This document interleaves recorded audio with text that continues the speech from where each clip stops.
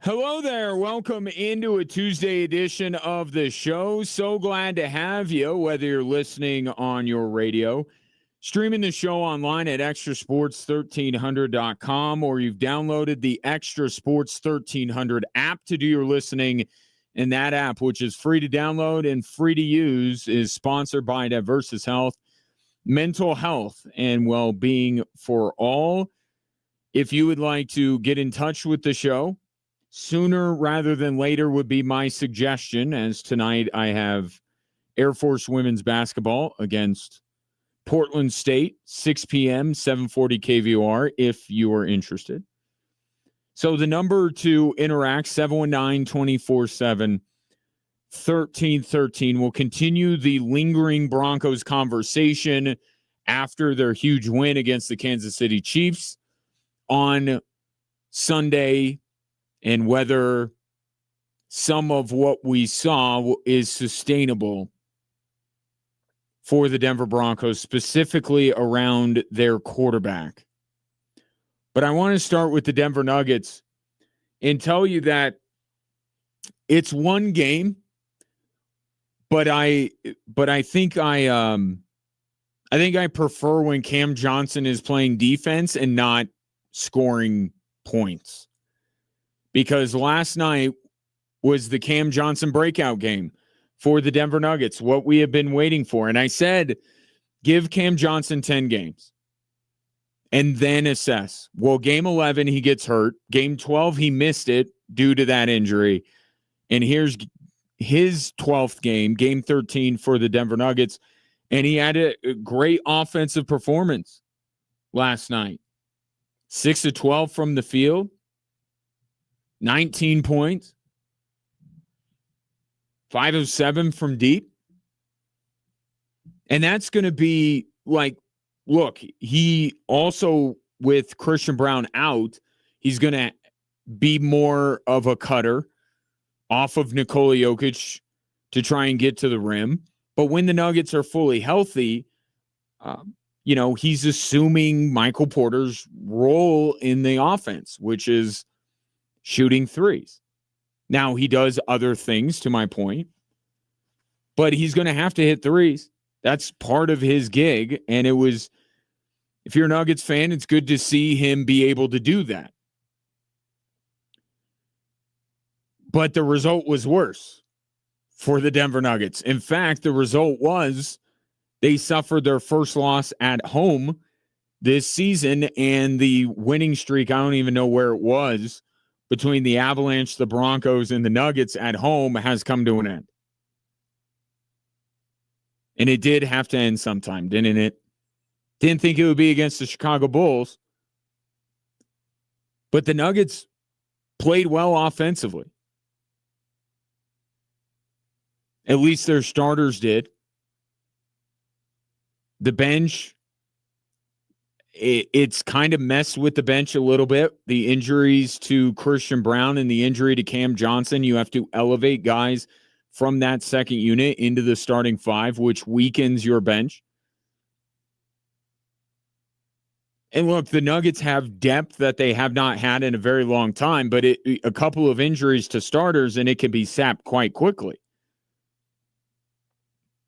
Now you're going back to Julian Strawther and Jalen Pickett, and that's not a place where I think that the Nuggets want to go. But injuries force you to do that. And the starting five from an offensive standpoint was overall quite good. The numbers say they were good. But the defense was atrocious. They gave up 130 points to the Chicago Bulls without Kobe White. Here's David Adelman on what went wrong with the Nuggets' usually strong defense. The pick and pop killed us. We just were late on rotations. We tried different things with it. To their credit, they just kept going back there. We tried to shore up. We had some really good possessions in the fourth quarter. That was an issue. And then I just thought them putting their head down. It wasn't like 50 in the paint's not a crazy number. But I thought they were their aggressor most of the game just by the way they played. which is kind of weird to think, given that the Chicago Bulls were on the second night of a back-to-back. They had just played in Utah,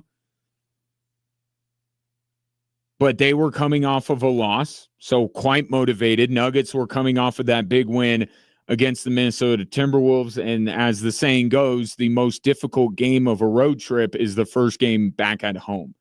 And I think that's what you saw last night. As disappointing as that is, there are reasons for it. The bigger thing from last night is Cam Johnson. That's the more significant development. I would expect the Nuggets to lock back in defensively for their next game. But now getting Cam Johnson going, now we can really see, well, I say that, not going to have Christian Brown. It's going to be a while before we see the Nuggets starting five in their totality at full strength. But they're going to need, Cam Johnson to score for them. With no Christian Brown in there. And he's going to have to be the guy that gets to the rim like Christian Brown does. But getting Cam Johnson going, probably only a matter of time, if we're being honest about it. It's not like a guy like that was going to struggle the entirety of the year playing with Nikola Jokic. The guy was going to figure it out.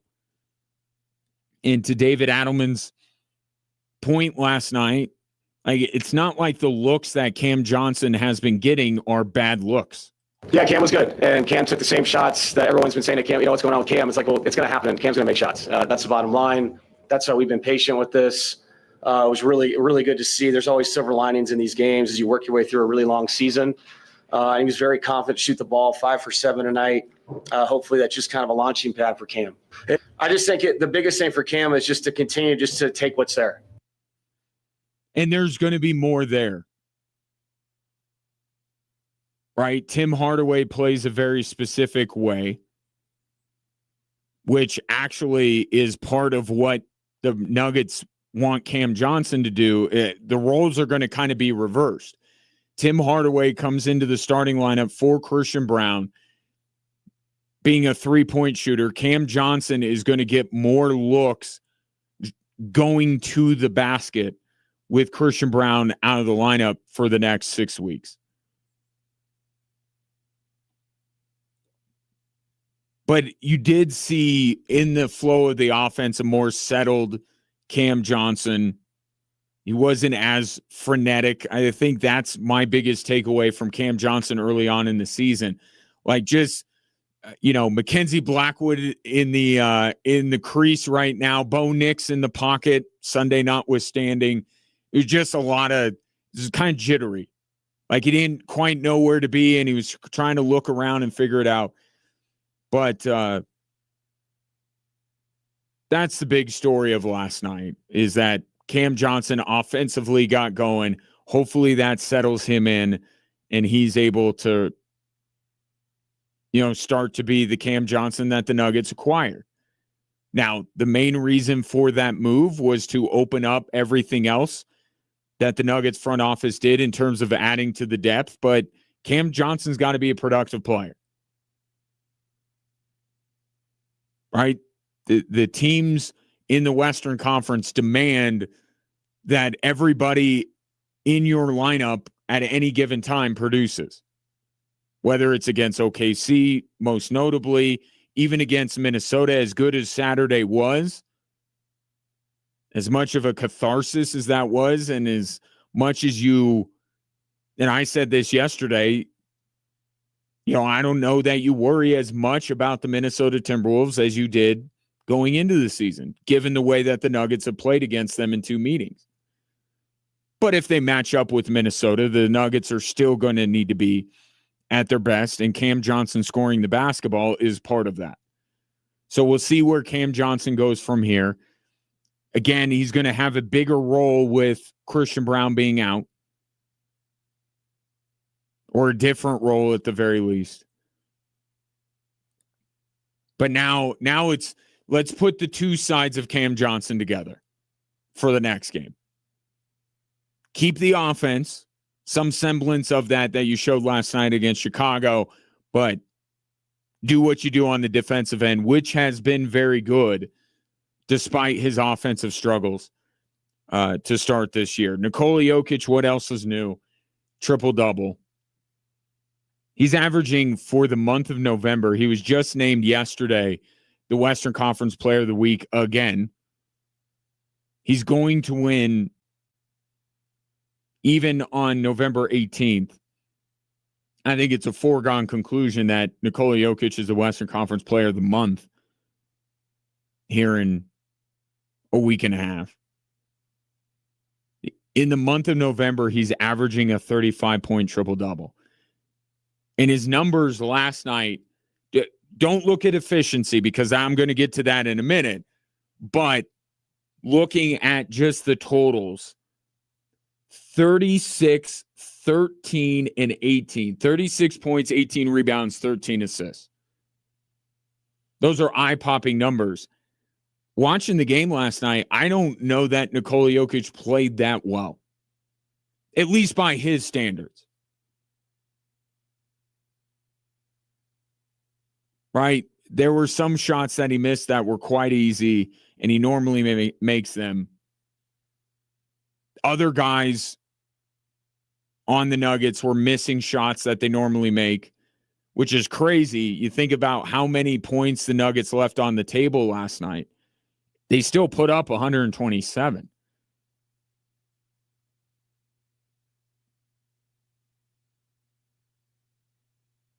But not a great night overall for the Denver Nuggets, but the Cam Johnson of it all, significant and a good thing for the Denver Nuggets moving forward. Just another, was that kind of the last thing here to cross off the list? You saw Jamal Murray healthy, fit, playing well, the bench, all this kind of stuff. That last piece of the puzzle was just Cam Johnson producing on the offensive end, which he did last night, albeit in a loss. Take your thoughts, 719-24-7, 1313. Coming up next, do the Broncos have the Chiefs spiraling after their win on Sunday?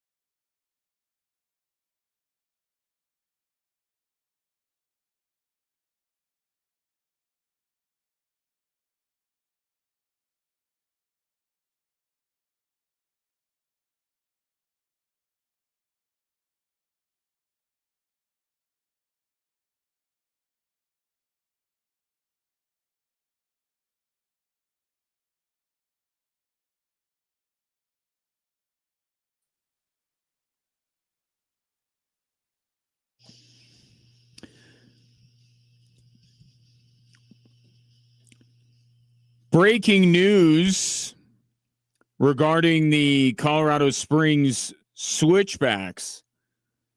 They have just named Alan McCann the next head coach. Alan McCann, if you recall, was the lead assistant under James Chambers. And now he becomes the next head coach of the Colorado Springs Switchbacks. This reminds me a little bit of what we have seen with the Denver Nuggets in terms of the thought process.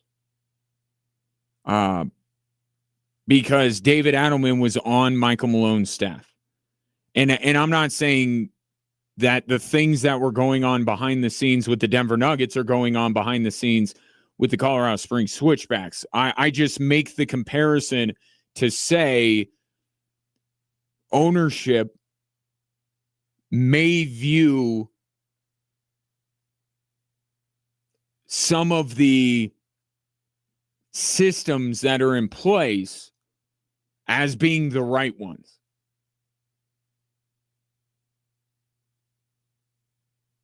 But as Brad Estes, the president of the club, said to me a couple weeks ago when he was on the show, the consistency, in his opinion, in the organization's opinion, was not where it needed to be.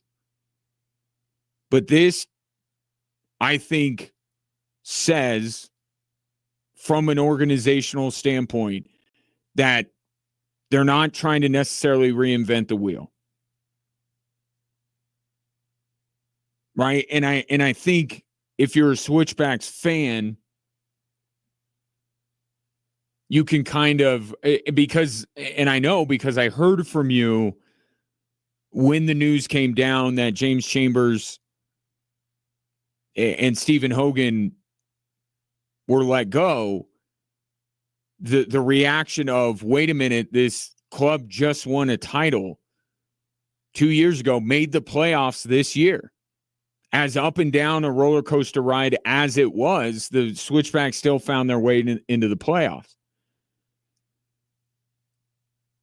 So by essentially promoting Alan McCann to head coach, I think this is the organization saying it's not about reinventing the wheel, throwing the baby out with the bathwater, whatever metaphor you'd like to use. There is enough right with this organization that we want to keep going. And it's not, different circumstances. Brendan Burke left of his own volition to take an assistant job with the Houston Dynamo. But the decision the organization made at that time was, hey, we're not looking for a completely new direction here. We like what Brendan Burke had in place. So they elevated Stephen Hogan, and then they reconfigured the organizational flow chart by moving Stephen Hogan up to the front office, so to speak, and making James Chambers the coach. And now this is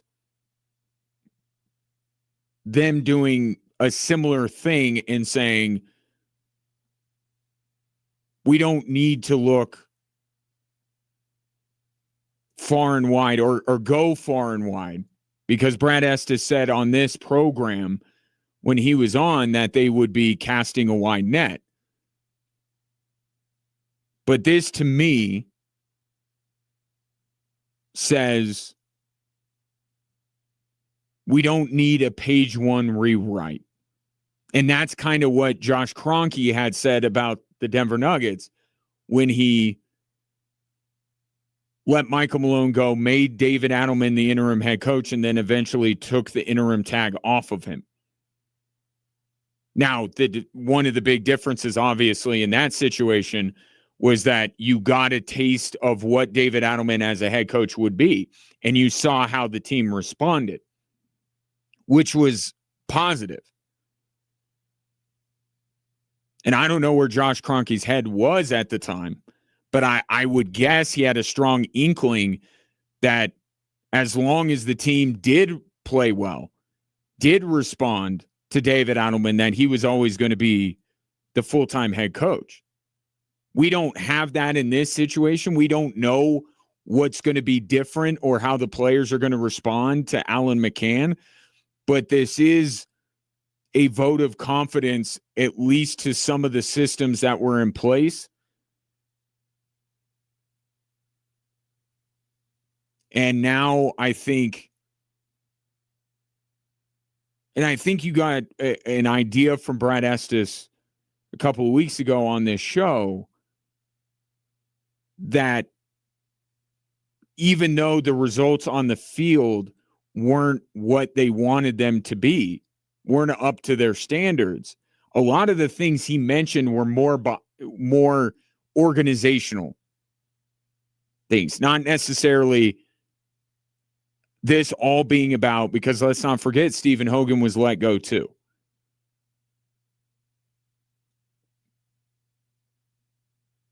So I think what this is the on-field product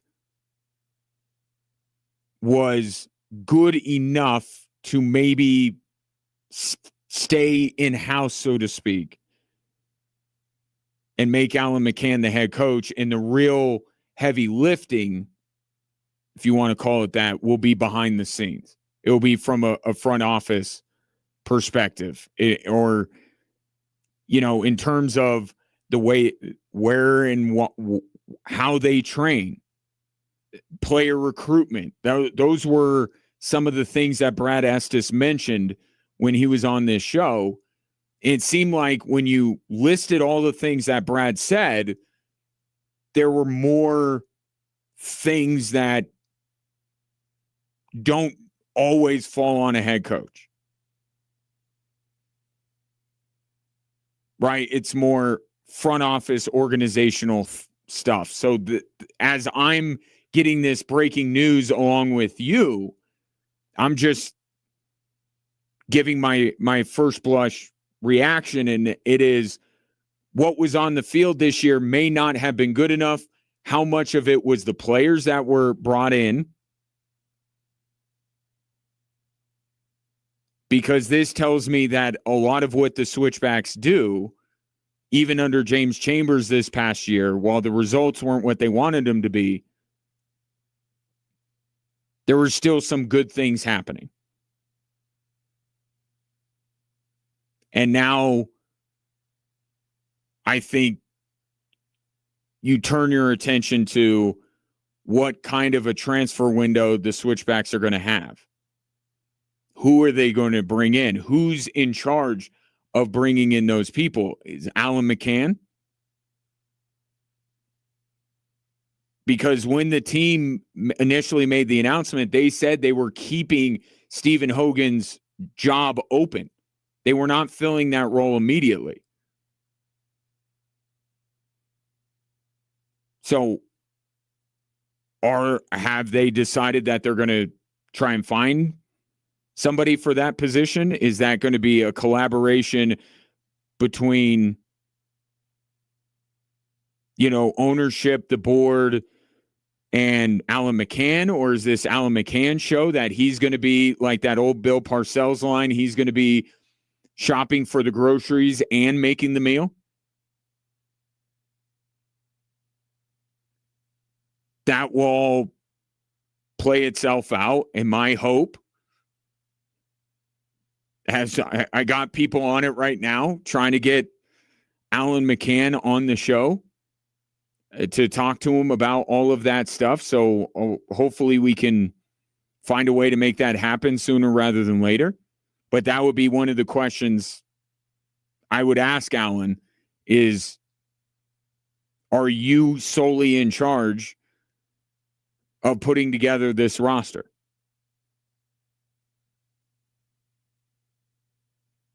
But Alan McCann, top assistant under James Chambers, has now been elevated to the head coaching role with the Colorado Springs Switchbacks. So we go Brendan Burke to Stephen Hogan to James Chambers, now to Alan McCann. All of them came to Colorado Springs at the same time. And they're sticking with those ideas, those systems. And now the question is, how different is this team under Alan McCann? What different ideas does he have about roster construction, about tactics? That's what we wonder with David Adelman. And I think first impressions now carrying over from, and there wasn't enough time when David Adelman took over the gig from Michael Malone for him to really put a stamp on it. Now we're early in the season. Different roster, which helps what the Nuggets are doing. I don't know that we're seeing a completely different Denver Nuggets team than under Michael Malone. There are a few differences here and there will be with Alan McCann. He's his own man. But he is a part of James Chambers' staff this year. So I got to imagine there's more in common between Alan McCann and James Chambers than there is different. And it's the key for the Switchbacks decision makers is what is different? Is that exactly what they're looking for?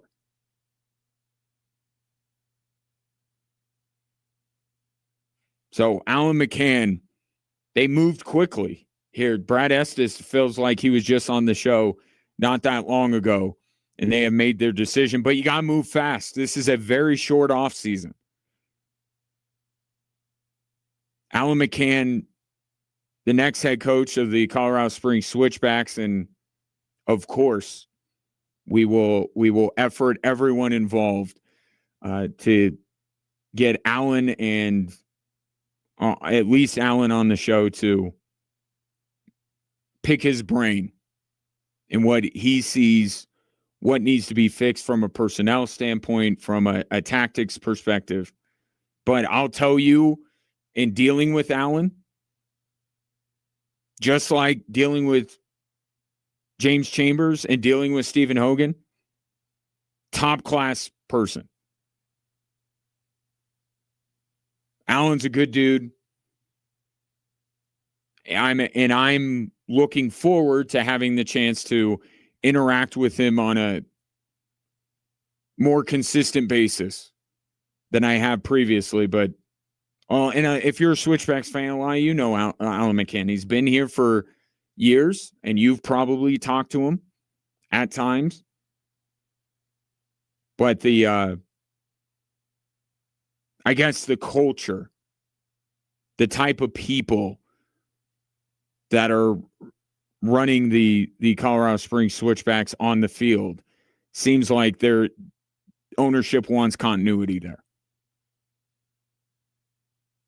Take your thoughts at 719-247-1313. Alan McCann named the next head coach of the Colorado Springs Switchbacks, replacing the guy he was the lead assistant for in James Chambers. Take a break and come back with your thoughts on that and also some NFL-related topics as well.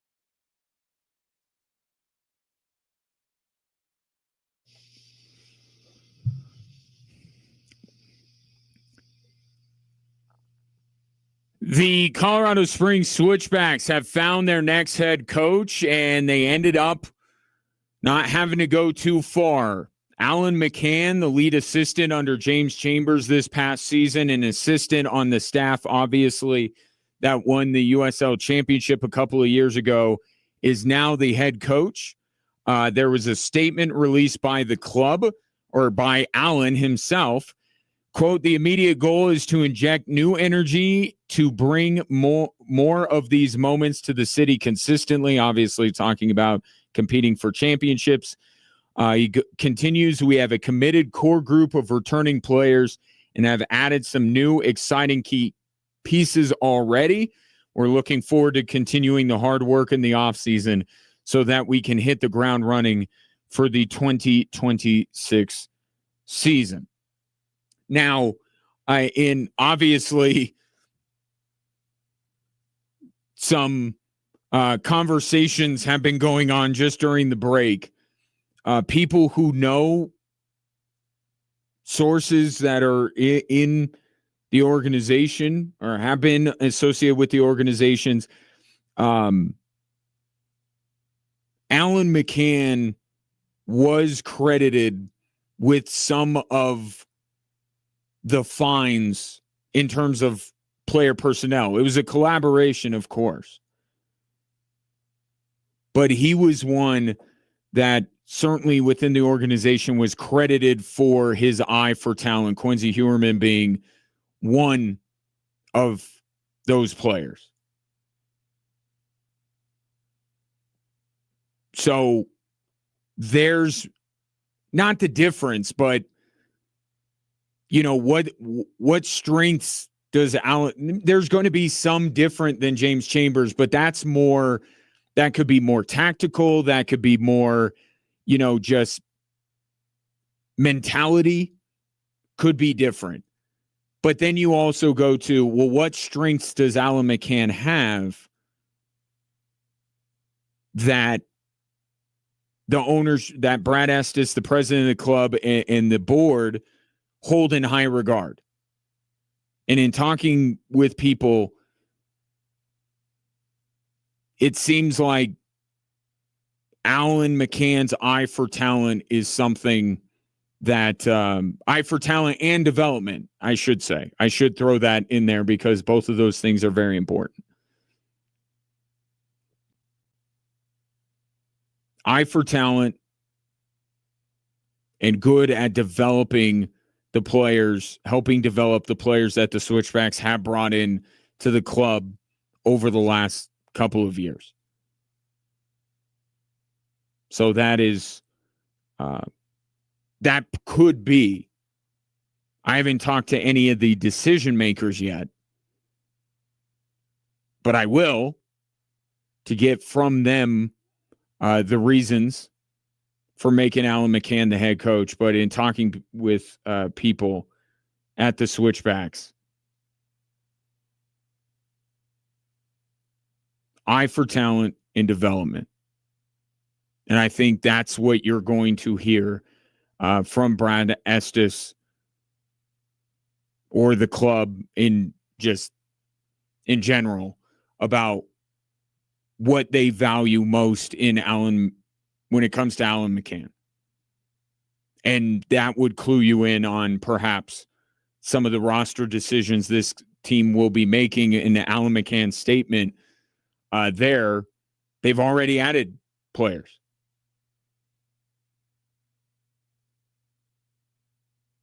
So now the work begins. That first item on the to-do list is checked off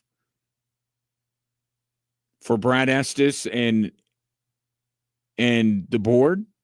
And now it's having Alan McCann fill out his roster.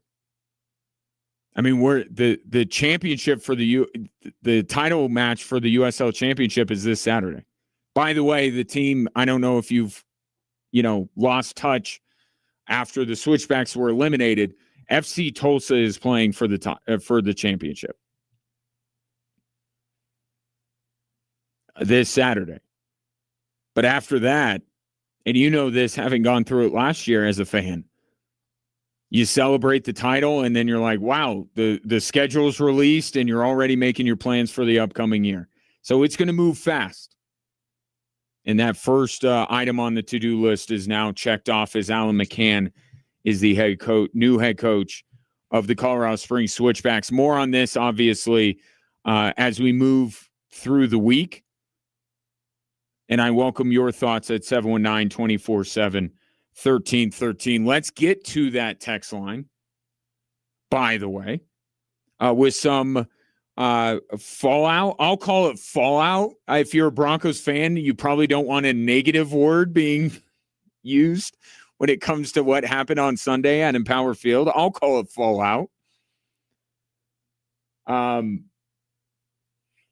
SoCal Dave checking in because he has a vested interest in the AFC West race, not regarding the Denver Broncos, because the fact of the matter, and I guess I should just call it now that the Broncos are going to win the AFC West. I don't know why I would hedge.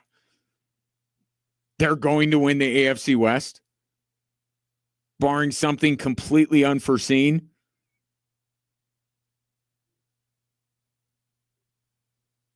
But there are other playoff spots up for grabs. And right now, Kansas City is we just went from 2 weeks ago. Chiefs are riding high. They lose to Buffalo, but I don't know that a lot of people, were burying the Chiefs because they lost a shootout to Josh Allen in Buffalo. We've seen that movie before. Buffalo beats Kansas City during the regular season. What happens in the playoff? And then the Chiefs went into their bye week. So all good there. But now, after this Broncos loss, it's back to the sky is falling in Kansas City. And I don't think it's unwarranted. I don't think it's unwarranted right now because they're running out of time. And they don't control their own destiny. Right? They kind of did, even though they were behind Denver. They kind of controlled their own destiny because they had both games against Denver, another game against LA. Well, now they're not going to beat the Broncos in any tie-breaking scenario, even if they win on Christmas. Now that's out. Now they're scrapping and clawing to try and get a wild card spot. And SoCal Dave asking, who's the wild card team from the AFC West? Chiefs, Bolts, both, or neither? One of them's going to get in for sure. I don't see them both falling out. There's not enough teams in the AFC for all of a sudden the AFC West to have nobody. But the way I'm looking at it, and I think you might be as well, Dave, I think it might be Kansas City or Los Angeles and not both.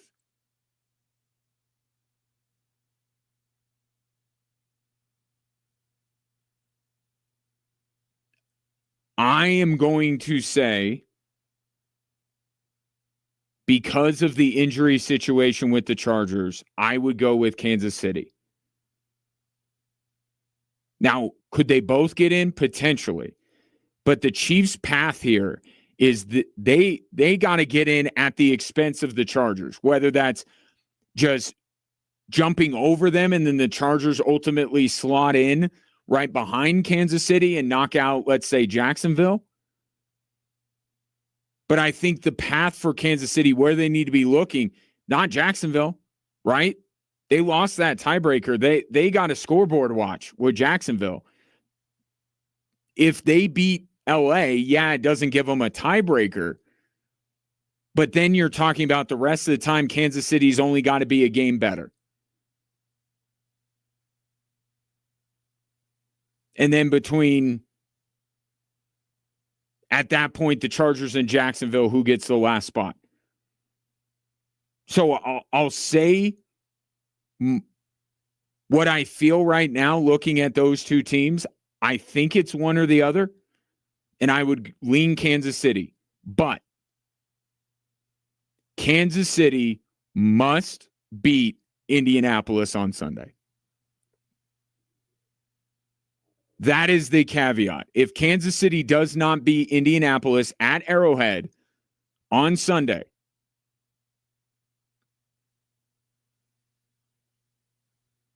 then they might be done. Kansas City might be done, even with a matchup remaining against the Chargers.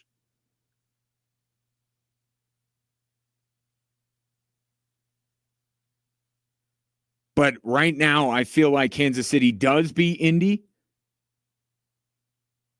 at home, and somehow the desperation level going up from the Denver game, which it should have been high. But now this is even more so because Sunday was more about the division, not about the postseason as a whole. And this is not, look, Kansas City needed that game. They absolutely needed that game. They wanted to win the division. They want the road to the Super Bowl to go through Arrowhead. So it's not like they're like, oh, well, we lost to Denver. No, that's not it at all. And it's made their job more difficult to even get into the postseason by losing that game. So the motivation from Kansas City and how much they need that game, that doesn't change. But I think you're looking at it now of, okay, the playoffs are still a thought, a possibility. The division is not anymore. But if Kansas City does not beat Indy, they're done. They're done. I'll say it right now. If Kansas City does not beat Indianapolis, they are not making the postseason. They must win on Sunday. If they do beat Indy, look at their schedule, and they get Denver, LA specifically. Denver's not really, it's just another home game that they get, which I think is important for them. Look at the Chiefs' schedule down the stretch. If they beat Indy, I think they're going to get in, which coincidentally would help out the Denver Broncos if Kansas City were to beat Indy to get the number 1 seed. To wit, if the Broncos, this from the 719, if the Broncos win the AFC West, do you think they will have the number 1 seed in the AFC? And I just answered that question because if Kansas City doesn't beat Indy, it obviously helps the Broncos get closer to cementing the AFC West. But the answer would be not necessarily. And I got to see who Indy has. I think that's why I know you're going to throw up in your mouth a little bit if you were to say these words, so allow me to do it on your behalf. I think if you're a Denver fan, you want Kansas City to beat Indy. You slayed that dragon, right? Maybe you're worried about Kansas City meeting up with the Broncos in the playoffs. Maybe you are, maybe you aren't. But maybe you don't want Kansas City in at all. But if you want the number 1 seed, you need Kansas City's help. This is what the Colts have going forward. Not an easy schedule by any stretch of the imagination, but they're at Kansas City, home against Houston. They got Houston at home. They got both games against Jacksonville, which Jacksonville's good. I don't know that they're an elite team, but maybe let's just say they split against Jacksonville. So they're 8-2. Let's set aside the Kansas City game. They beat Houston at home. That makes it 9-2. Jacksonville, let's say they split. So there's 10 wins. They go to Seattle. Not an easy trip. They have San Francisco at home. I don't know who's going to be the quarterback for San Francisco. That's not going to be an easy home game. And then you go, they have both games at Houston. To Houston, to Jacksonville. Given the schedule that the Broncos have, I certainly, looking at it now, I think you could say that the Broncos have the easier road. They got Marcus Mariota, the Raiders, the Packers at home, the Jags at home. They go to Arrowhead and they host LA in a game that probably means more to LA at that point than it does to Denver.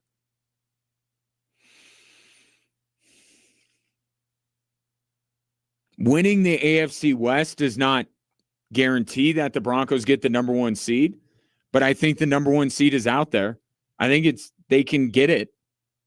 But I do think that they should very quietly, not out in public or around any other Broncos fans, should quietly hope for Kansas City to knock off Indianapolis.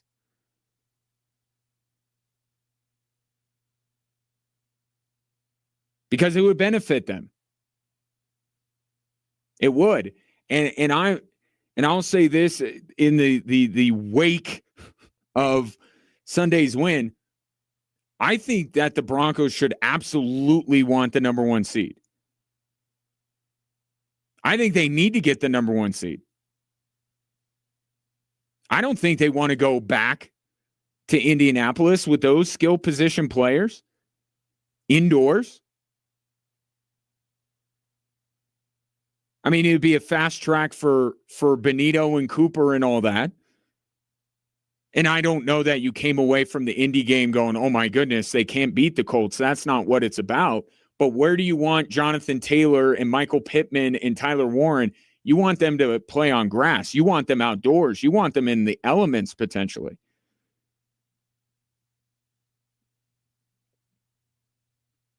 And then how confident do you feel about the Denver Broncos going to New England?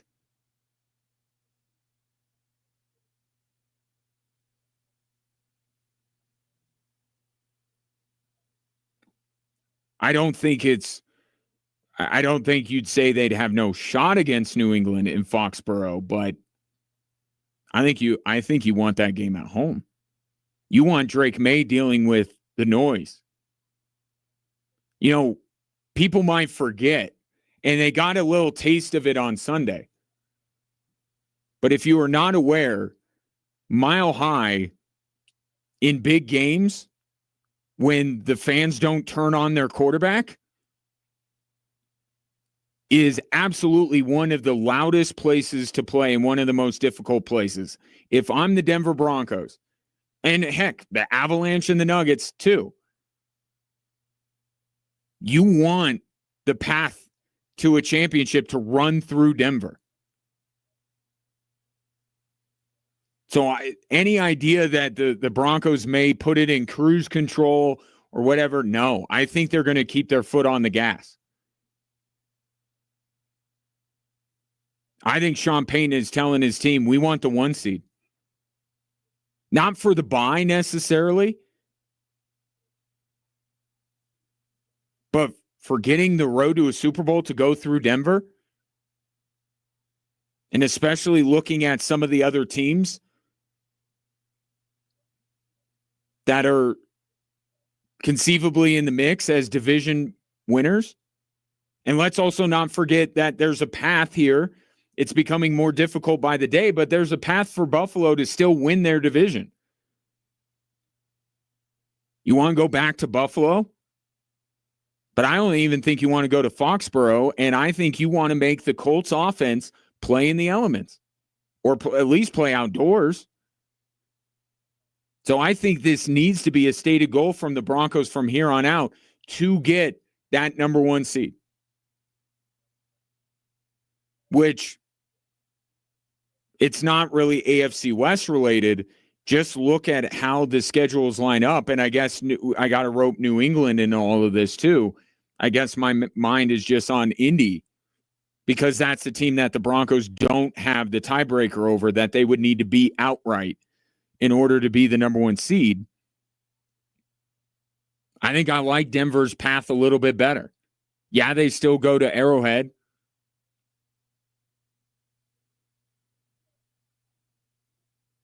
But Indy's got more divisional games. The weather's going to start to turn. Indy's going to have to, and I know going to Jacksonville is not going to be But these indoor teams late in the season, you wonder how they're going to hold up. Tom says we won't be rooting for the Chiefs. No way, no how. Okay, fine. It was worth a shot.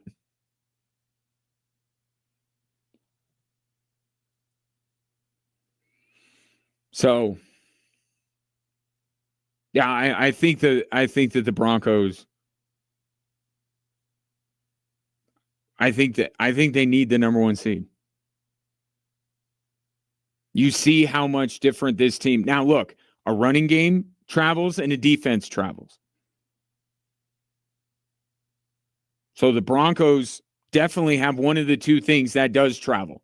So if the Broncos don't get the number one seed, I don't know that you're like, okay, it's a wrap. There's no way they're getting through. But how much better? I'm thinking about the offense. I'm thinking about Bo Nix.